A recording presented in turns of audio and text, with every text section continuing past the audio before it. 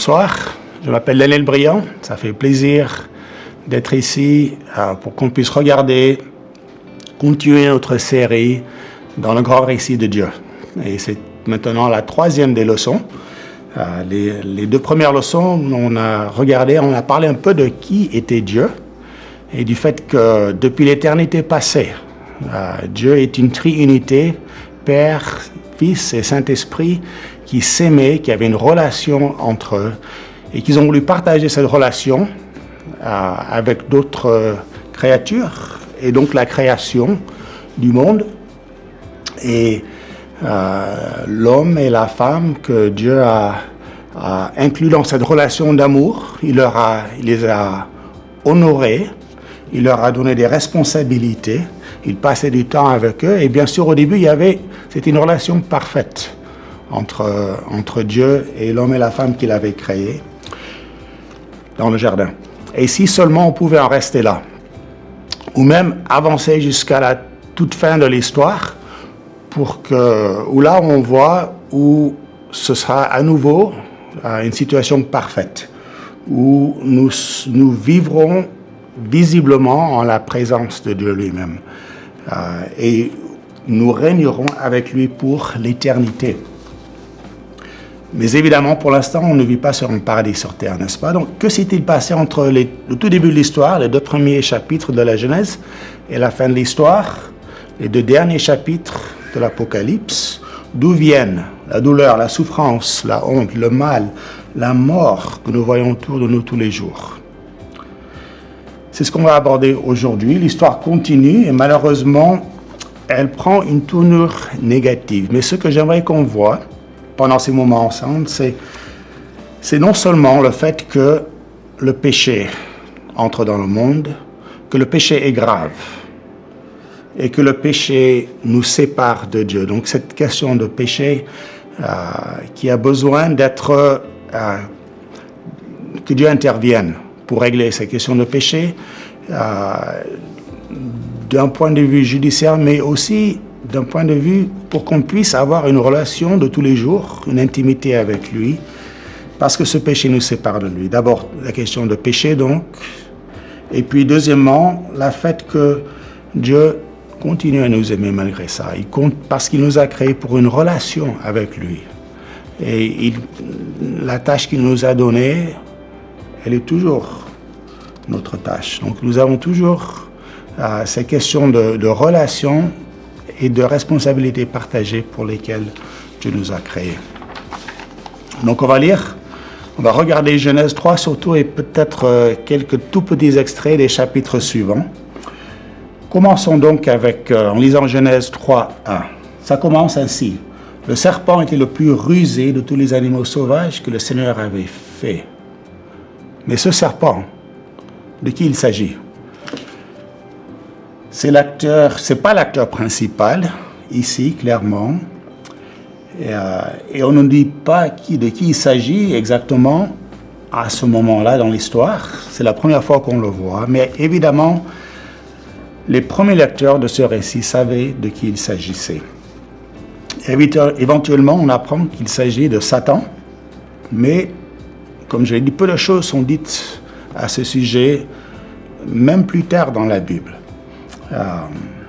La Bible ne parle pas ici de sa création, mais en regardant notre passage, on comprend éventuellement que Dieu avait déjà créé d'autres êtres spirituels.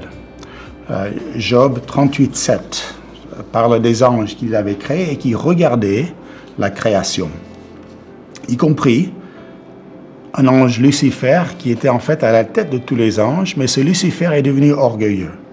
Il voulait la gloire pour lui-même, il voulait devenir égal à Dieu, et donc Dieu l'a chassé de son paradis.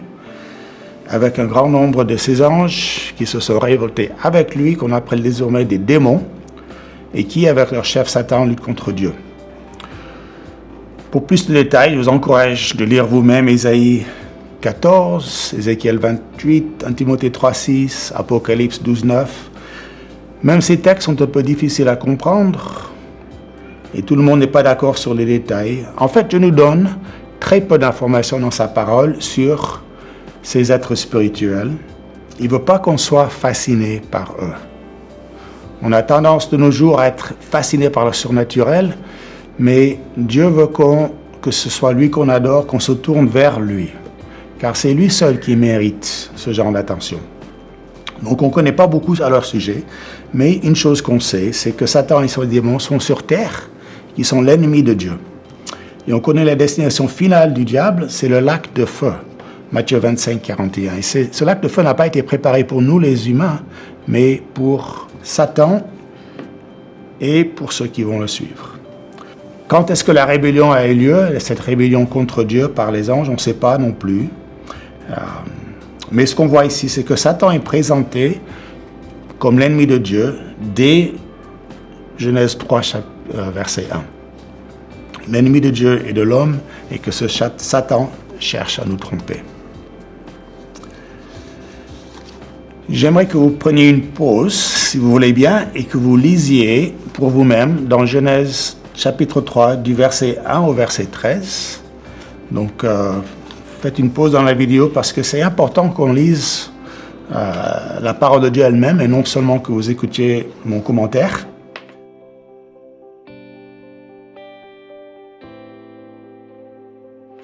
Donc, une fois que vous aurez lu Genèse chapitre 3, verset 1 à 13, pensez à ceci.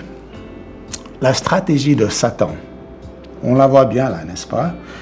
Il cherche à remettre en question certaines choses.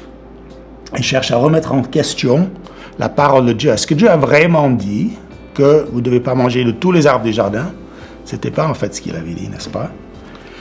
Et puis deuxièmement, il cherche à remettre en question le caractère ou la bonté de Dieu. Dieu veut te priver de quelque chose de bon, il cherche à dire. En fait, on a déjà vu que Dieu aime l'homme et qu'il cherchait une relation avec lui, mais maintenant, Satan veut qu'il doute de sa motivation dans tout ça. Et même de nos jours, la stratégie de Satan n'a pas beaucoup changé. Il cherche à nous faire douter de soit la véracité de la parole de Dieu, soit de sa bonté. Il ne veut pas qu'on soit satisfait avec Dieu ou avec ce que Dieu nous donne. Et souvent, on a tendance à penser, n'est-ce pas, de nos jours, ou peut-être penser à vos enfants, je sais ce que Dieu a dit, mais si j'ajoute un peu de ceci, si je fais un peu de cela, alors ma vie sera plus intéressante, n'est-ce pas? Les tentations auxquelles on fait face, si vraiment on considérait cette parole comme étant la parole de Dieu, et si vraiment on comprenait à quel point Dieu est bon, ces tentations auraient beaucoup moins d'attrait pour nous. Le serpent a promis quoi? Il a promis qu'il serait comme des dieux. Est-ce que c'est arrivé? C'est pas arrivé, n'est-ce pas? Oui, ils ont compris certaines choses au sujet du mal qu'ils n'avaient jamais compris avant, mais en fait, leur situation était bien pire. Satan est un trompeur et un menteur, il a de la haine pour l'homme. Il faut bien qu'on le comprenne.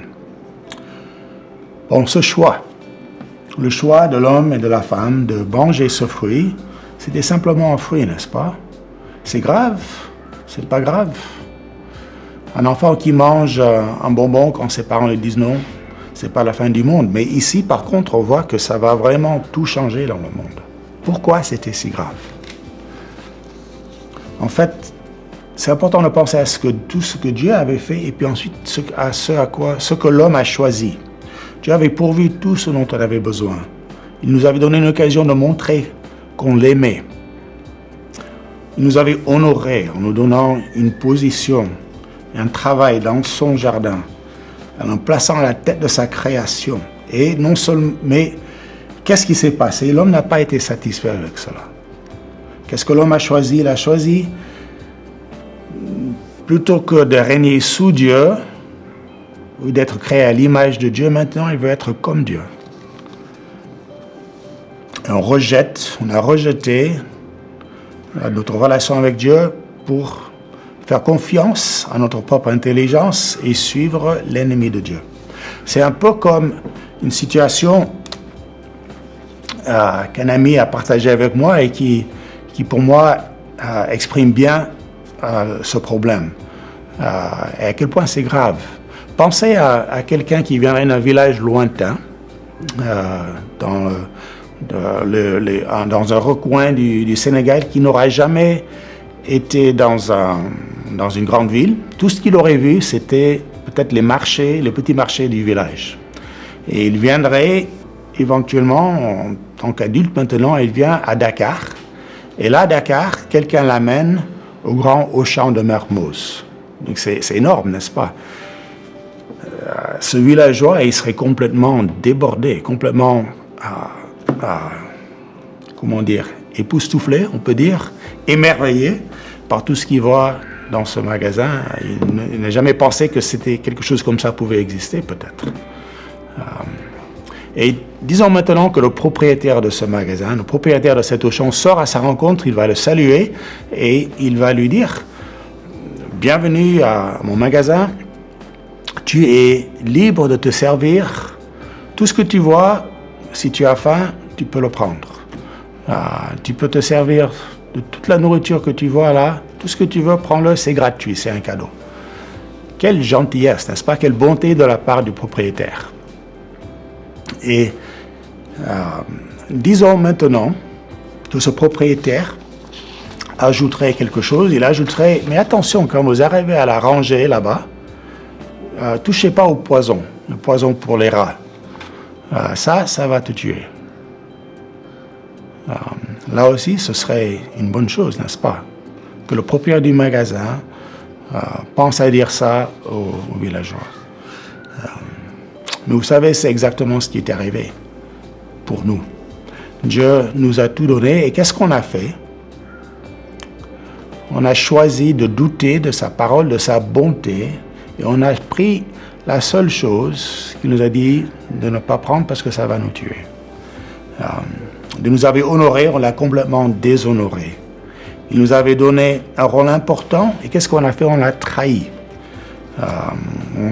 On a échangé cette relation avec lui pour notre indépendance et l'occasion de suivre son ennemi. C'est grave, c'est très grave. On peut penser même à une fissure, peut-être une petite fissure là sur le plafond. J'ai un ami qui avait, dans sa maison, il y avait une fissure au plafond, il pensait que c'était... que ce serait important de peut-être de la réparer, la fissure, mais il n'y pensait pas trop, c'était pas très grave. Mais un jour qu'il était sorti avec sa famille, le plafond complet s'est effondré. Un tas de briques par terre. Si quelqu'un était là, la personne serait morte. C'était pas une petite fissure, c'était quelque chose de grave. Il ne se rendait pas compte à quel point c'était grave. Et là, on a tendance à dire, c'était un fruit, mais c'est tellement un fruit, mais en fait, c'était quelque chose de très grave qu'Adam et Ève ont fait. Quelle est la réponse de Dieu dans tout ça? On voit déjà certaines choses dans le passage qu'on a déjà lu, mais je vous encourage maintenant de faire une deuxième pause du vidéo et de lire la fin du chapitre. Donc, Genèse 3 du verset 14 au verset 24, et puis quand vous aurez tout lu, reprenez la vidéo.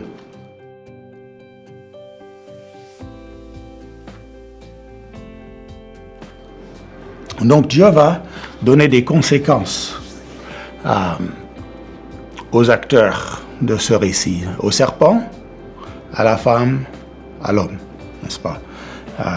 Et pour le serpent, c'est une malédiction. C'est le fait de maintenant manger de la poussière. Apparemment, avant, il ne sait pas s'il pouvait marcher ou voler, on ne nous dit pas.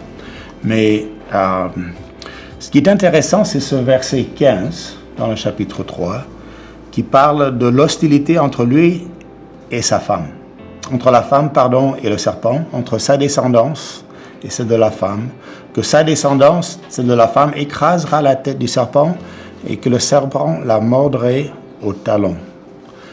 Donc que le serpent morde la descendance de la femme au talon, ça parle peut-être d'une blessure grave si un serpent est venimeux, mais c'est que la descendance de la femme écrase la tête du serpent, ça c'est certainement une blessure mortelle. Et c'est une lueur d'espoir dans tout ce chapitre un peu difficile que Dieu va intervenir parce que Dieu aime toujours l'homme et la femme. Donc Dieu va prendre les choses en main lui-même. Et aussi, c'est un rappel que Dieu est plus puissant que l'ennemi, que c'est toujours lui qui aura le dernier mot. Donc à la femme, Dieu va dire qu'elle aura des grossesses pénibles et des conflits dans ses relations, même les relations les plus intimes comme avec son mari. Et pour l'homme, il va dire que le travail sera pénible, le sol sera maudit, le travail sera difficile et ensuite la mort physique viendra. Et c'est vrai, n'est-ce pas, que le travail est difficile. Mais notez quelque chose, c'est pas l'homme et la femme que Dieu maudit, c'est qui? C'est le serpent et c'est le sol. Donc Dieu, même dans ses conséquences qu'il donne, il montre de la grâce envers l'homme et la femme qui se sont pourtant rébellés contre lui. Le travail difficile, ça on le connaît bien.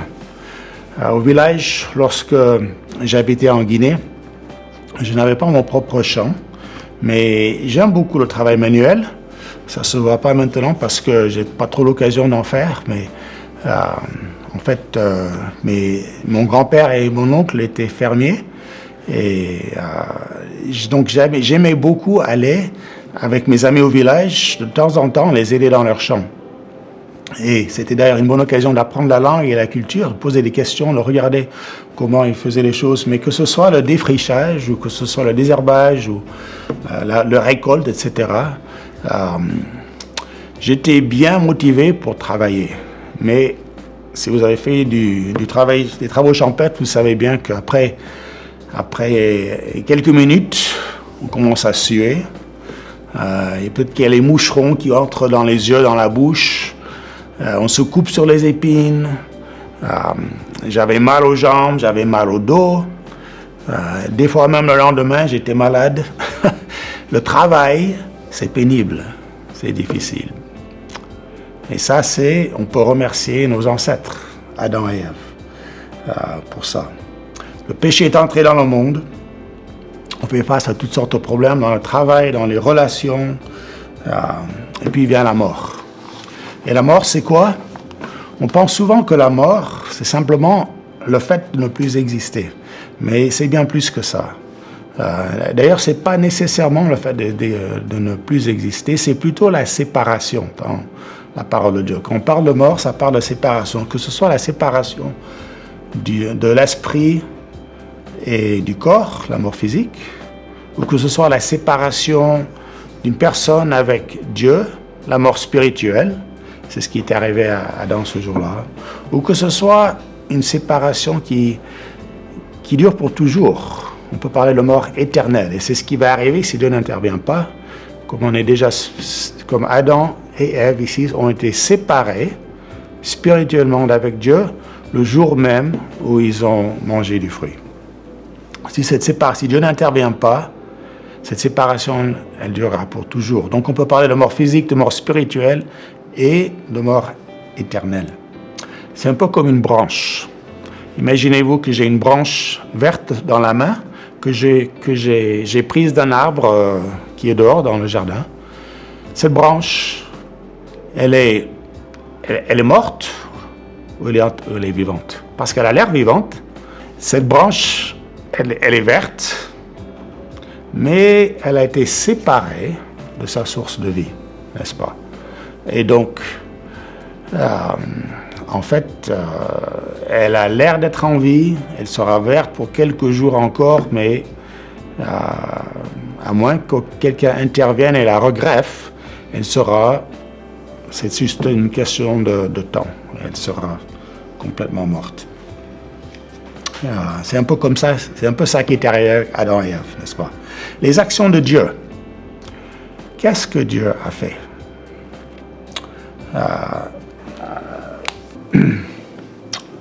Adam et Ève, parlons un peu de la honte, de la question de honte, parce que Adam et Ève avaient honte, n'est-ce pas? Ils s'étaient cachés de Dieu, ils ont cherché à se coudre des habits avec des feuilles.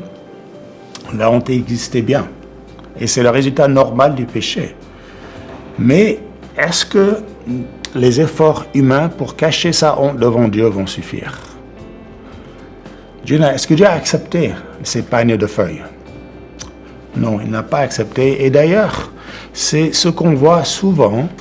Nous, dans notre relation avec Dieu, on cherche à s'aider, à s'auto-aider. On cherche à couvrir notre propre honte par nos propres efforts. Et on peut dire que là, on voit peut-être les premiers efforts de la religion. Quand on définit la religion comme étant notre recherche pour se rendre acceptable aux yeux de Dieu. Adam et Ève ont cherché à se rendre acceptables aux yeux de Dieu, mais Dieu n'a pas accepté cela, parce que Dieu cherche à pourvoir lui-même à cette solution. Nous-mêmes, on en est incapables. C'est ce qu'Adam et Ève ont dû reconnaître lorsque Dieu leur a donné des habits qu'il a lui-même pourvus pour couvrir leur honte.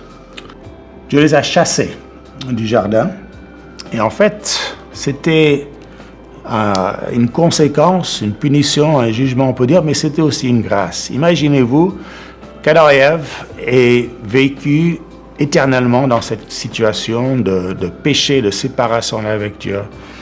Ça aurait été terrible.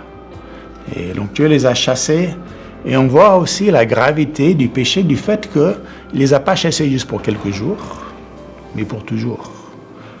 Et du fait qu'il n'a pas mis simplement une clôture autour du jardin, mais il a mis quoi? Il a mis des chérubins avec une flamme, une épée en flamme. C'est sérieux.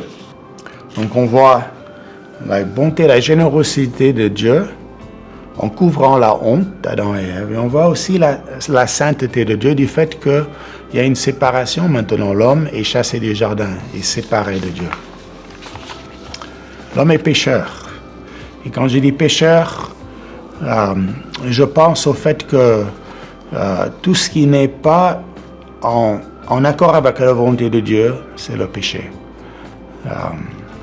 Que ce soit non seulement nos actions, mais nos pensées, nos paroles, nos motivations, peut-être qu'on n'en est même pas conscient. Et aussi le fait que maintenant, on est nous-mêmes pécheurs, que le mal réside en nous. Ça fait partie de notre identité en tant qu'enfant d'Adam et Ève. Donc, notre situation est grave, n'est-ce pas? Nous avons déshonoré Dieu, nous sommes coupables, on est séparés de lui. Nous tous qui sommes nés d'Adam et Ève, et ça, je pense que ça s'applique à nous tous, n'est-ce pas? Quoi que soit notre groupe ethnique, quoi que soit notre famille, nos moyens, nous sommes tous des descendants d'Adam et Ève, et donc nous partageons tous leur honte et leur séparation.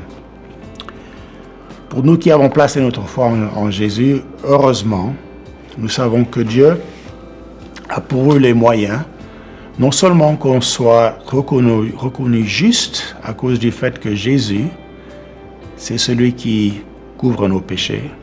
C'est à cause de sa mort et de son sang que notre honte a été couverte, que notre péché peut être pardonné.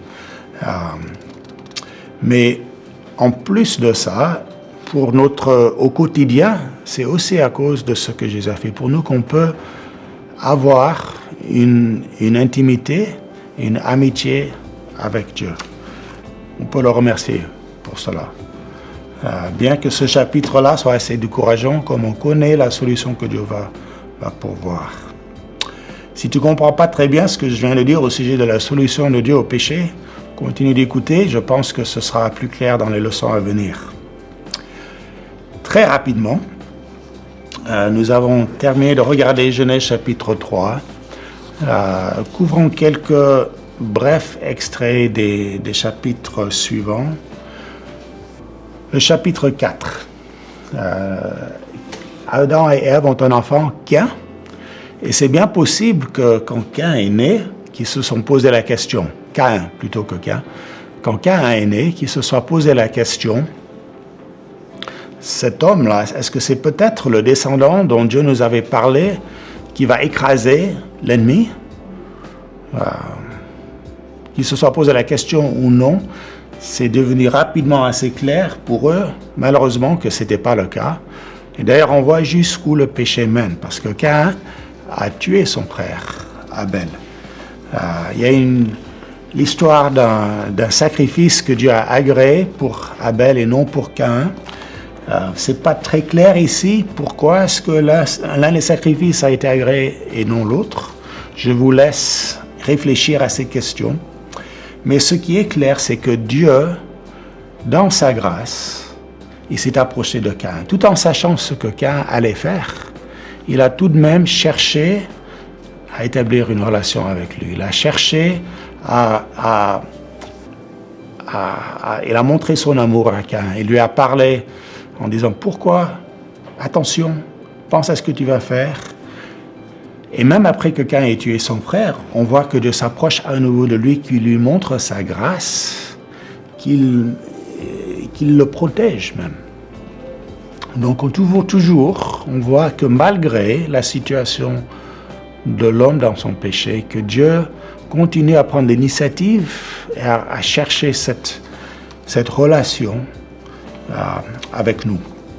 Dans le chapitre 5, maintenant, on voit la lignée d'Adam et sa généalogie à partir d'Adam jusqu'à son descendant Noé, qui est né, et ça couvre à peu près une période de 1600 ans. Ce qui est intéressant, une des choses qui était intéressante dans cette généalogie, c'est un refrain qu'on retrouve à la fin de la vie de chaque personne. Et c'est ceci: il a vécu, il a eu des enfants et il est mort. Puis son enfant a vécu, il a eu des enfants et il est mort. Donc ce refrain, il est mort, ça c'est à cause du chapitre 3. Sans le chapitre 3, sans le péché, on ne lirait pas, il est mort, n'est-ce pas? Et pourtant, ça fait partie de la vie, on peut dire, maintenant pour chacun d'entre nous, la conséquence du péché étant la mort. Et pourtant, on voit des personnes, même dans ce chapitre, qui marchent avec Dieu, dans l'intimité avec Dieu, ce que Dieu recherchait. Caïn est un individu qui semble avoir rejeté cette relation avec Dieu. Mais plus on avance dans l'histoire, on arrive au début du chapitre 6, et là on voit que c'est pratiquement toute l'humanité qui rejette cette relation avec Dieu. Et ça devient pire. Il y a probablement des milliards d'habitants à cette époque, vu la longueur de la vie et le climat qui semble être idéal, les progrès techniques, mais la décadence morale complète. Seul Noé suivait Dieu. Dieu est attristé. Dieu, on voit la souveraineté de Dieu, on voit le fait qu'il est juge, qu'il a le droit de juger, qu'il est patient. Il a attendu pendant, comme je l'ai dit, à peu près 1600 ans, mais finalement, il a jugé. Et on voit le fait que Dieu intervient. Dieu a eu grâce à Noé. C'est pas que Noé était un homme parfait. C'est pas qu'il n'a pas péché. D'ailleurs, un peu plus tard, on verra, si vous lisez dans le chapitre 9, qu'il a péché. Mais on voit que Dieu se souvient. Chapitre 8, verset 1, au milieu de l'histoire de Noé, du fait que Dieu envoie le déluge, que Noé construit un bateau, que Dieu sauve Noé du déluge. Au milieu, on voit le fait que Dieu intervient. Dieu se souvient, et ça a le sens d'intervenir, pas juste un souvenir mental, mais l'action que Dieu intervient en sa faveur. Pourquoi? Parce qu'il aime Noé. Il le sauve avec sa famille. Ils arrivent à terre ferme. Et ils offrent un sacrifice à Dieu. Du sang est versé. Et Dieu établit une nouvelle alliance avec Noé. Et dans cette alliance, il y a certaines choses qui sont semblables à l'alliance qu'il avait établie dans le jardin avec Adam et Ève, d'autres choses qui sont différentes. Mais une des similarités, c'est qu'il leur dit de se multiplier à nouveau et de couvrir toute la terre. Donc il reste le chapitre 10 qui présente à nouveau toute une liste de descendants de Noé. Et maintenant, il y a l'occasion d'un redépart, n'est-ce pas? Il y a l'occasion de voir si maintenant l'homme va suivre Dieu ou pas. C'est ce qu'on verra la prochaine fois. Mais donc, en résumé de ce qu'on vient de voir, qu'est-ce qu'on a vu? On a vu le fait que le péché est grave, que le péché, c'est pas juste une petite question d'avoir mangé un fruit défendu, c'est une rébellion contre un Dieu saint, c'est un déshonneur complet de Dieu qui nous avait honorés. Et maintenant, nous sommes complètement séparés de lui.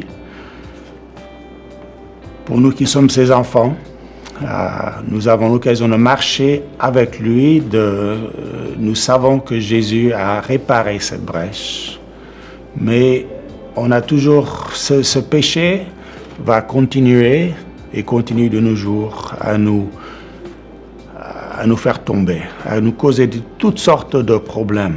On a toujours tendance à se tourner vers le péché plutôt que vers Dieu. Et donc Dieu en Jésus, non seulement il nous délivre il nous offre le pardon pour ce péché, mais nous avons l'occasion de marcher avec lui dans l'intimité, dans la communion à cause de Jésus. On peut le remercier pour ça.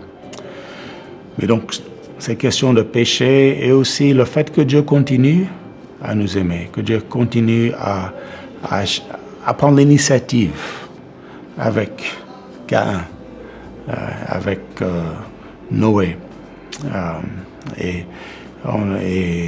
comme on va le voir avec d'autres hommes dans les leçons à venir. Donc la prochaine fois, nous allons parler de la tour de Babel et de l'homme que Dieu va choisir et au travers duquel il va commencer à travailler pour atteindre le monde. Merci.